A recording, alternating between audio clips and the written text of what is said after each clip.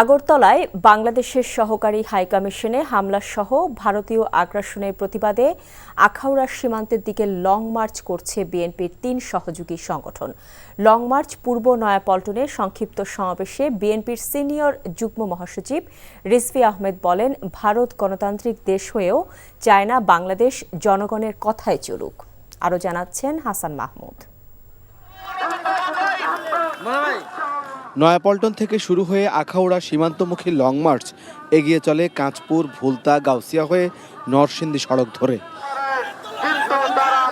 আগরতলায় বাংলাদেশ হাইকমিশনে হামলাসহ ভারতীয় আগ্রাসনের প্রতিবাদে ছাত্রদল, যুবদল, স্বেচ্ছাসেবক দলের লং মার্চকে স্বাগত জানিয়ে পথে পথে অভিবাদন জানায় হাজারো নেতাকর্মী। লং মার্চের শুরুতে নয়াপল্টনে জড়ো হয় নেতাকর্মীরা। সেখানে সংক্ষিপ্ত সমাবেশে বিএনপির সিনিয়র যুগ্ম মহাসচিব বলেন, ভারত বাংলাদেশে কর্তৃত্ব করতে চায়। একজন ভয়ঙ্কর রক্তপিপাসু এক নারী, এক লেডি ফেরাউন, সেই লেডি ফেরাউনকে টিকানোর জন্য তোমরা 16 বছর তাকে সমর্থন দিয়েছে। ভারত ওরা নিজেরা গণতান্ত্রিক দেশ, কিন্তু ওরা চায় না বাংলাদেশ তারা এখানকার জনগণের কথাই চলুক। তারা ভুটান, তারা নেপাল, তারা কি বলে যে মালদ্বীপ, শ্রীলঙ্কার লোকরা নিজের কথাই চলুক, দিল্লির কথাই চলতে হবে। বন্ধুরা আবার ওরা বাংলাদেশের মানুষের রক্তের যে তেজ, তাদের যে আত্মশক্তি, তাদের যে বীরত্ব, তাদের যে তৃপ্ত পদবিক্ষেপে এগিয়ে যাওয়ার যে ঐতিহ্য, এইটা দিল্লির সাউথ ব্লক ওরা বুঝতে পারেনি।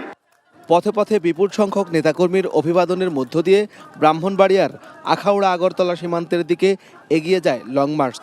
ভৈরবে একটি পথসভা শেষে আখাউড়ার আগে 2 কিলোমিটার পায়ে হেঁটে সীমান্তে পৌঁছবে লং মার্চকারীরা। ভারতীয় আগ্রাসনের বিরুদ্ধে বিএনপির 3 সহযোগী সংগঠনের এই লং মার্চ প্রতিবাদের পাশাপাশি দলের সাংগঠনিক ভিতকেও মজবুত করবে বলে মনে করেন দলীয় নেতারা। Hasan Mahmud, NTV news, Narsingdi.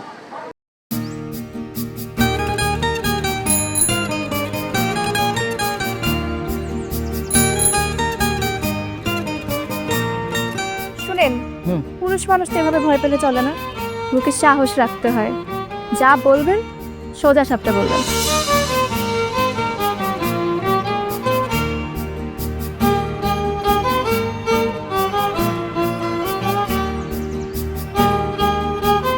এই শীতে যে শীতের কাপড় ছাড়া আসছো, এটা কি ঠিক আছে?